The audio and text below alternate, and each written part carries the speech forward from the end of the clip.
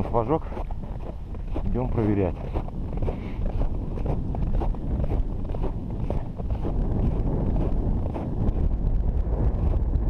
Можно тоже просто ветер.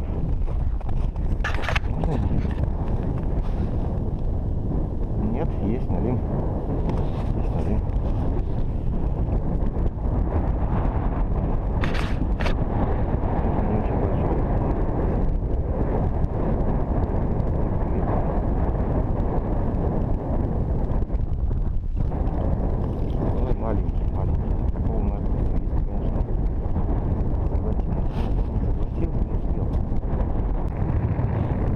Там вдалеке горит еще один флажок. Сейчас пойдем посмотрим, что у нас там. Так, посмотрим, что тут у нас клюнуло. Поставил жерлицы на 12 метрах. Вот отъехал ненадолго половить окуня, и когда вернулся, смотрю, два флажка горят. Вот там еще один горит. Сейчас посмотрим. Кто-то сидит. Но судя по сопротивлению, я думаю, это налим. Точно. Вот такой вот налимчик, смотрите. Неплохой. Неплохой налимчик. Даже, я бы сказал, хороший. Какой прекрасный закат над Ревинским водохранилищем. Красота-то какая. Завтра день будет ясный. Ну что ж, друзья, вот приехали мы на место ловли. Уже вечер, без 10:07. И что мы видим? Видим, что горят два флажка. Горят два флажка. Всего лишь из десятка жерлиц. Это и все в одном и том же месте. Это говорит о том, что выхода, в общем-то, еще не было у налима. Зачем мы здесь сегодня собрались? Собрались мы не только за тем, чтобы, так сказать, пассивно половить на жерлицы, но и для того, чтобы половить активно, то есть на стук. А жерлицы нам нужны не иначе для того, чтобы понять, когда у налима будет выход. Ну, давайте посмотрим, что у нас здесь. Ну, пока непонятно. По-моему, ничего нет. Пустая поклевка, скорее всего, просто сдернули тюльку. Да, а нет, даже не сдернули. Видимо, сработал от ветра. Ну что ж, забрасываем обратно нашу приманку. Да, видимо, выхода не было. То есть я уехал отсюда, было где-то около 3 часов дня. И вот с тех пор, видимо, налим пока не выходил, потому что было несколько поклевок как раз днем. Было несколько поклевок днем. И, соответственно, после этого уже он не выходил. Ну что ж, мы дождемся его. И, соответственно, как только флажки начнут стрелять, загораться, мы пробурим лунку неподалеку от загоревшегося флажка и начнем ловить на стук. Соответственно, чтобы приумножить нашу добычу. Ставим жерлицу.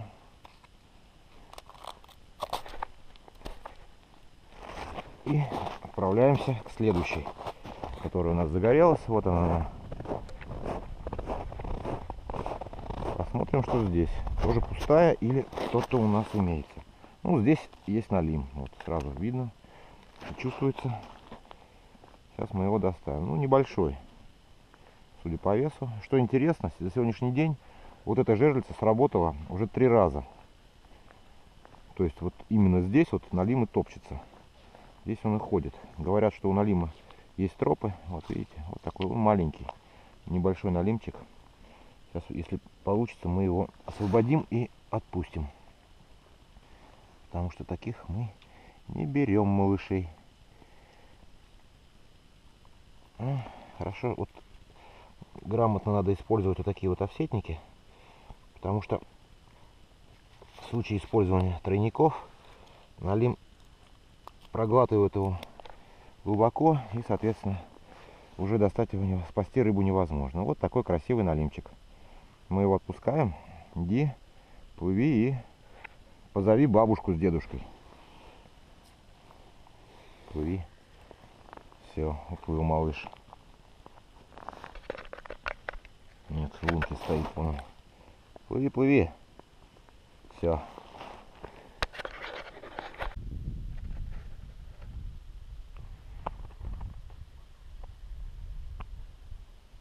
Какая прекрасная ночь. И какой красивый закат. Закат напоминает летний уже.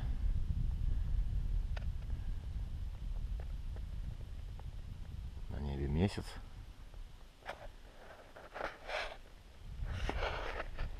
И мы с вами находимся на ночной ловле налима.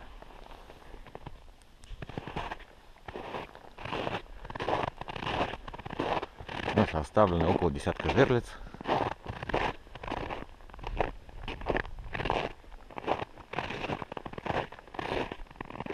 И мы ждем выхода налима.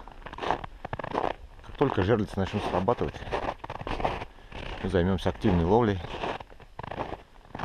на стук.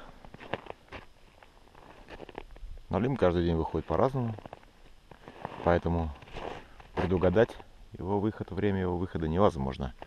Будем ориентироваться по жерлицам.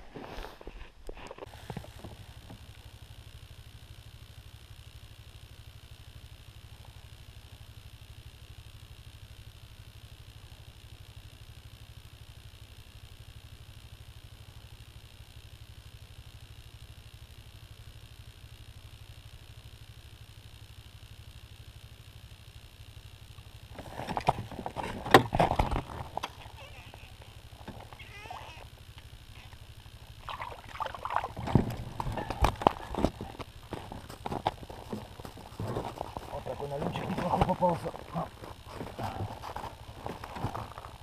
Да.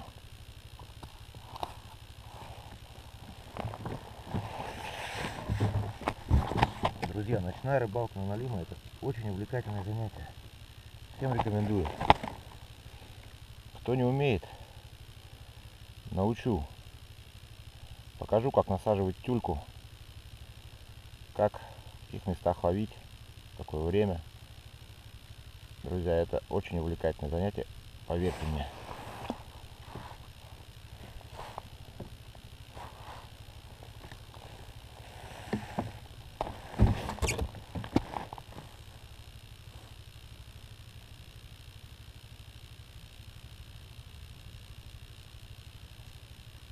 Ничем не хуже, чем рыбалка на того же окуня. Все-таки тут налимы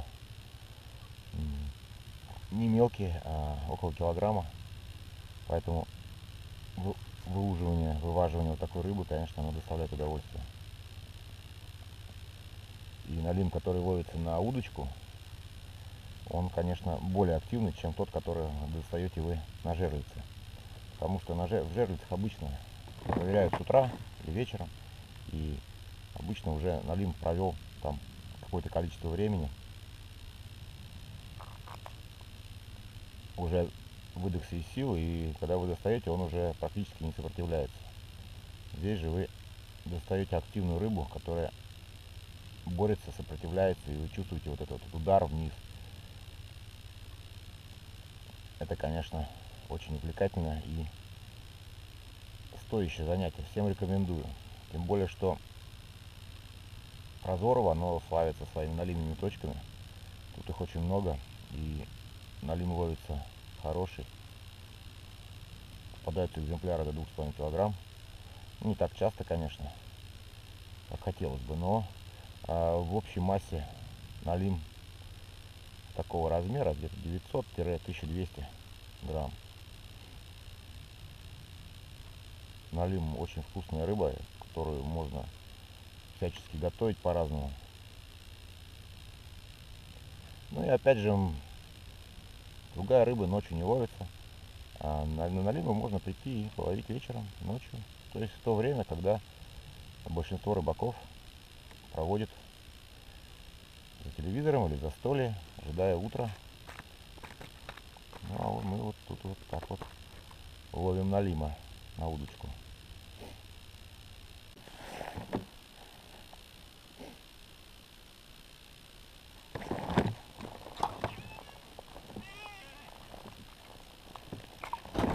Ты елки-палки сошел, а? Обидно. Обидно. Да, вот ловлю налима надо обязательно подсекать. Если не успел подсечь, то считай все. Налима очень твердая. Такая вот челюсть. И поэтому, если не подсек, он просто сходит.